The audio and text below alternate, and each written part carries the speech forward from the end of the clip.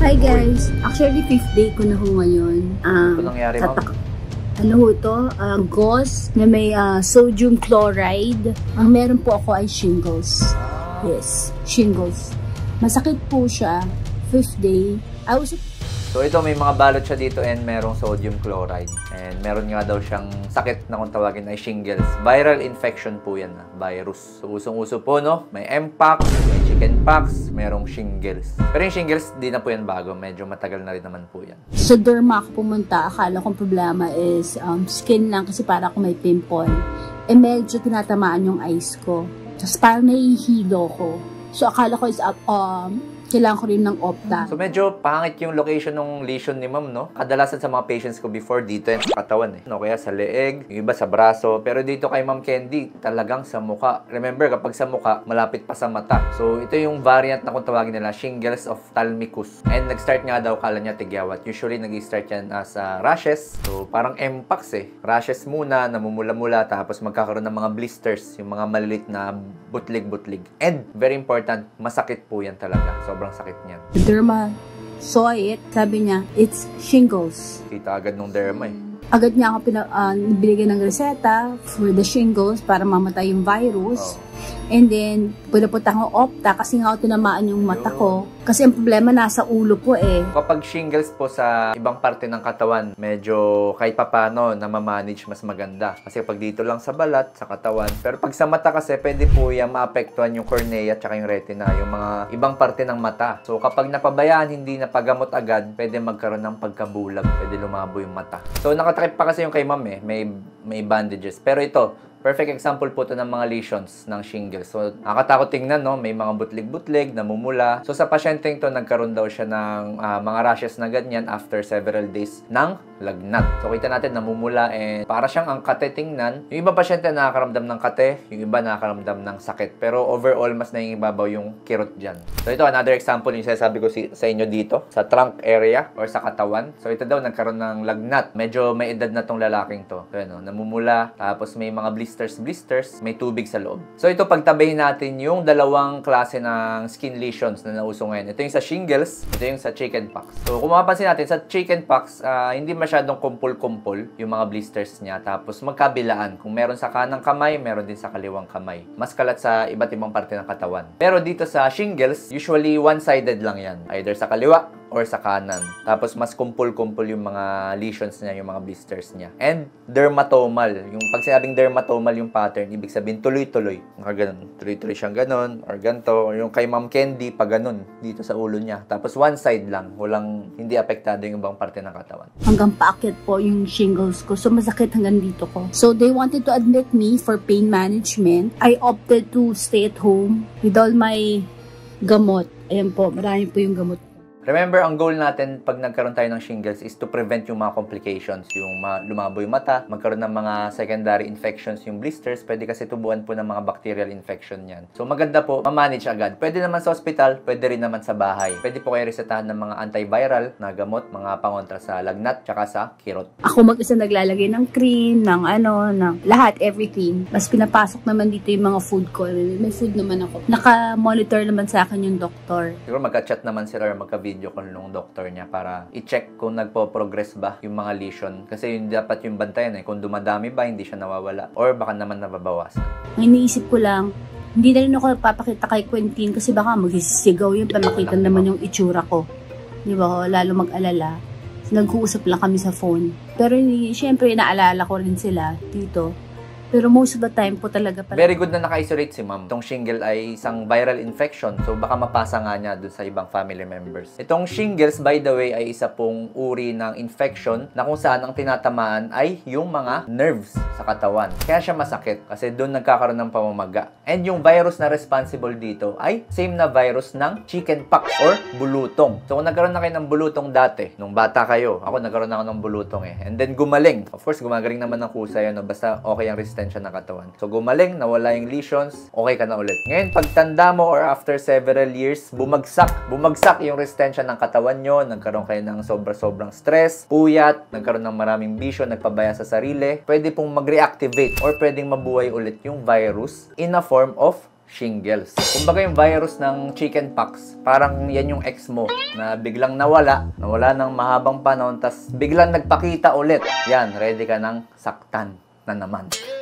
So ako, kunyari, bumagsak yung resistensya ng katawan ko, nagpabaya ako sa immunity ko, since nagkaroon ako ng chickenpox before, pwede po ulit ako tubuan ng ganitong klaseng sakit. And napakasakit po niyan kasi nerves po yung naapektuhan. So, yun yung namamaga. So, nakakaramdam talaga tayo ng iba't ibang sakit. Kay Ma'am Candy, masakit daw yung ulo niya, tapos yung dito, tapos, ang hirap nga kasi, apektado pa yung mata niya. Yan po, mga sugat ko. Yan o, yan. And so dito, no? So, kung dito tingnan natin yan, no? Medyo nagda-dry na. Nagpo-form na siya ng mga scabs or yung mga langib-langib. So, hindi na siya ganun ka-fresh. Pero, namumula-mula pa rin and kita naman natin na kumpul-kumpul siya and one-sided lang. And I think nilalagyan niya nga ng NaCl. Siguro nireseta ng doktor niya para makatulong sa pagda-dry up nung mga lesions. Hindi naman po ako nilalagnat. Hindi po maganda. Usually daw po, ang iba ko may lagnat. Ako po wala. So, iba-iba po pala ang ng shingles. So, kadalasan, bukod sa mga skin lesions, yung ibang pasyente nakakaramdam, of course, lagnat. Pag viral infections naman, laging ganun. Lagnat, sakit ng ulo, panghihina ng katawan, tapos yung iba, masakit yung kasukasuan, and yung iba naman nakakaramdam ng mga chills.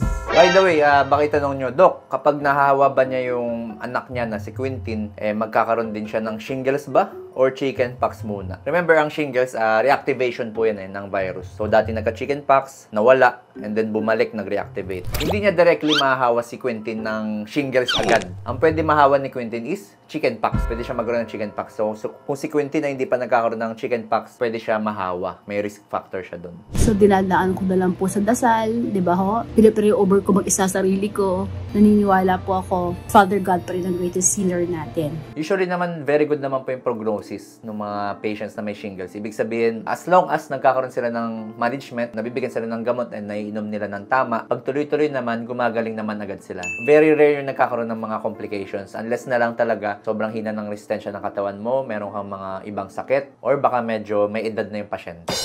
So, yun po ang mga nangyari sa akin. Musta kaya si Quintin? Naalala ko lang yung bata. But I'm still blessed because I'm alive. Diba?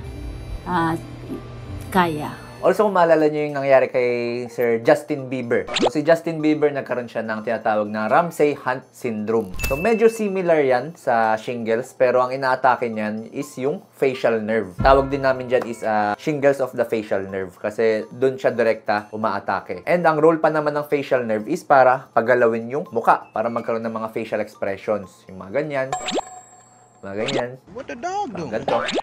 So, nung nagkaroon si Sir Justin Bieber ng Ramsay-Hunt, nagkaroon ng paralysis ng isang side ng kanyang mukha. Kasi hindi na gumagana yung facial nerve sa area na yun. So, itong pasyenteng to ay 45 years old female na nagkaroon ng rashes sa mukha niya. And very important, nagkaroon ng facial paralysis. So, kung makikita natin dito sa MRI, ito po yung MRI, hinati yung brain ng pasyente. So, kita natin dito yung facial nerve. Ito po yan. Yan. Facial nerve yan. And pag kinumpara natin sa kanan, mas maga or mas malaki po yung kaliwa. So, isa po yan sa senyales na namamaga yung facial nerve ng pasyenteng to. And dahil sa MRI na to, napatunayan nga na meron siyang Ramsay-Hunt syndrome. Again, same virus pero ibang nerve type yung inaatake compare sa mga shingles na dermatomal sa skin yung nerve na sumasakit. Ayan. 90 ko yata. 8 to 9th day of isolation. Medyo matagal na rin, no? Sa mga nakikita kong cases dati, usually 3 to 5 weeks, nawawala na po yan. Basta naggagamot yung pasyente. And then, dahil nakaligo na po ako, I just found out na may mga sugat pala ako sa loob ng ulo ko. Dito. Tingin ko pati yung anit niya meron eh. Pwedeng meron pati yung anit. Baka hindi lang kita. Kaya ako tulog ngayon kasi yung nerves ko po yung masakit. Hindi, actually, ulo ko yung masakit. Pwede rin dahil sa mga pain medications na iniinom ni ma'am. Kaya siguro drowsy siya. Lagi daw siya inaantok. Tapos parang may mga bukol ako sa likod ng tenga ko. So, sabi nila baka daw ano yun. Hindi ko nga alam po ano. Pwede po mga kula-kulane na lumalaki yung nakakapa ni ma'am dito sa likod ng tenga. Kasi may mga kulani po tayo dito. So again, pag mga any infection naman, viral, bacterial, pag nakakapa natin yung mga kulani natin, lumalaki sila, diba? Tsaka sumasakit. You have to be extra careful when you have shingles. Pwede siya maging long-term yung effect niya. Yung iba, nagmamanhid yung part na nagka-shingles. Yes, For the others naman, totally they cannot move it at all already. Oo, totoo po yan. Kapag sa mga severe complications, complications. Kahit na wala na po yung mga lesions sa balat, yung iba nakakaramdam pa rin ng pain. Yung iba weakness, lalo na sa mga medyo may edad. Sobrang sakit ng ulo ko ngayon. Ito, from here, paakit dito sa taas, hanggang dito. Sobrang sakit po ng ulo ko. I think because hindi po ako nakainom ng gamot ng 6 a.m. As in, parang binibiyak yung ulo ko.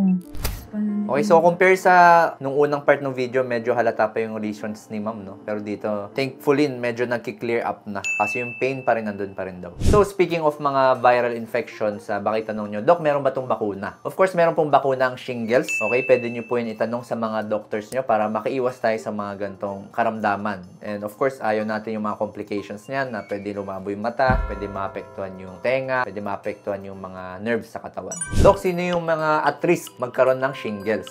Common na common kapag medyo nagkakaedad na 50 to 60 years old. Kung merong mababa yung resistensya ng katawan, sabihin natin merong cancer, nagki-chemotherapy, may HIV/AIDS, TB, and of course kapag ikaw ay laging stress and kulang sa tulog. Doc, nagpapagaling ako ngayon sa shingles. Ano yung mga pwede ko gawin sa bahay? Makakatulong po sa inyo kung maliligo kayo ng malamig na tubig para kahit papano maibsan yung kirot na naramdaman nyo. Pwede nyo rin po lagyan ng mga cold compress yung mga lesions nyo para again, para mabawasan yung pain. And of course, bumawi sa katawan. Matulog ng sapat, kumain ng masustansyang pagkain, imiwas muna sa mga processed food.